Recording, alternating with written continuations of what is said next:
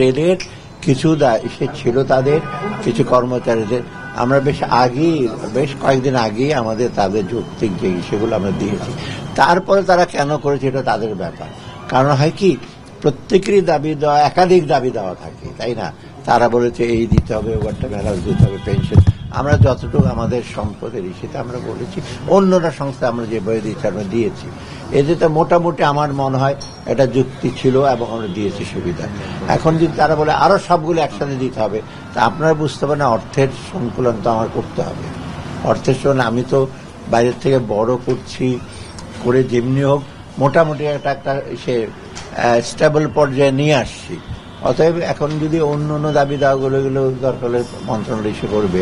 অতএব এইখানে কিন্তু আমার এখন যখন আসে যৌক্তিক কিছু থাকলে সাধারণত অর্থমন্ত্রী আমরা মানা করি, বিশেষ করে মানবিক কারণে বা মানুষের চাকরি বাকরি যে অসুবিধা হয় সেগুলির ব্যাপারে যথাসাধ্য আমরা চেষ্টা করি। তখন বরাদ্দটা কত দিয়েছিলেন, আর নতুন করে তারা যে দাবি না আমি অ্যাকচুয়ালি বরাদ্দের অঙ্ক না, নতুন যেগুলো বলেছি সেগুলোর সাথে অন্য নতুন একই দাবি আছে।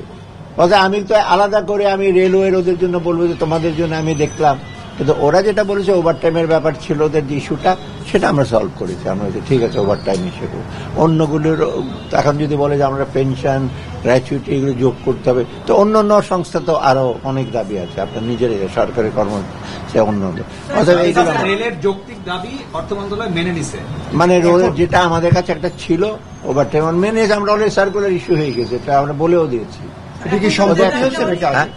ওদের কি কি দাবি আছে এগুলো সম্প্রতি হয়েছে সার্কুলারটা নাকি আগে থেকে? না না, আমরা এই 8-10 দিন আগে।